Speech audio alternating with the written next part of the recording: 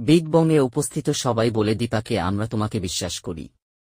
তারপর দীপা সেখানে একটা ডান্স পারফরম্যান্স করবে, সেই জন্য রূপাকে ডেকে নিয়ে যায়। এদিকে সোনা তখনই চলে আসে আর দীপার সঙ্গে ডান্স শুরু করে দেয়। তখন সোনা ভাবে আমি কিছু না ভেবেই কি সুন্দর মায়ের সঙ্গে ডান্স করলাম, কিন্তু আমার একবারের জন্য খারাপ লাগলো না। তখনই রত্না দিদি দীপাকে বলে দেখে মনে হচ্ছে তুই তোর দুই মেয়ের সঙ্গে নাচ করছিস। ঠিক সেই মুহূর্তে সেখানে সূর্য ও চারু চলে আসে আর সোনাকে বলে তুই এখানে কখন আসলি। তখন সোনা বলে তোমার যখন ফুল কিনছিলে তখন আমি চলে এসেছি, যদি আমি এখানে আগে না আসতাম তাহলে ডান্সগুলো মিস করতাম। তখন দীপা বলে একই জয়ী কোথায় গেল। তখন রূপা দূর থেকে বলে এই তো মা আমি এখানে। তখন সূর্য চমকে যায় আর ভাবতে থাকে ঠিক যেমন রূপার নাম টেনে কথা বললে কথা বলতো।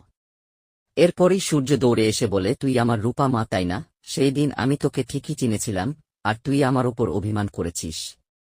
রূপা মা তুই আমাকে একটাবার সুযোগ দে, আমি সবকিছু আগের মতো করে ঠিক করে দেব।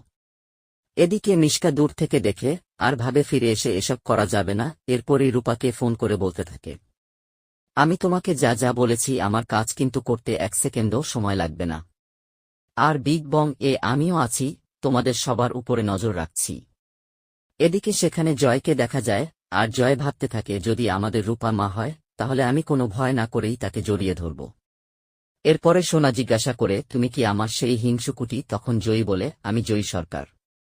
তখন দীপা বলে আমি ওকে মা বলে ডাকতে বলেছি। এদিকে দীপার কেক কাটার সময় অলি এসে জয়ীকে নিয়ে যায়।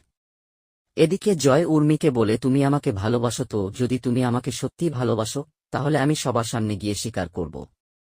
আসলে অভাবে পড়ে আমি এমনটা করতে বাধ্য হয়েছি, আর সবচেয়ে বড় কথা হলো কখনো অভাবের মধ্যে মানুষ হয়নি তো তাই। এদিকে সোনা একা দাঁড়িয়ে কান্না করে তখন জয়ী এসে সোনাকে বলে তুমি কি কষ্ট পেয়েছ। তখনই সোনা জয়ীকে জিজ্ঞাসা করে তুমি ওনাকে মা বলে কেন ডেকেছ। তখনই জয়ী বলে কেন হিংসুকুটি। তখন সোনা বলে তুমি একদম রূপার মতো, কিন্তু মা মা তো ভালো না। আর মায়ের যখন দরকার ফুরিয়ে যাবে তোমাকে যেদিন ফেলে দিবে সেই দিন তুমি বুঝতে পারবে মা কেমন।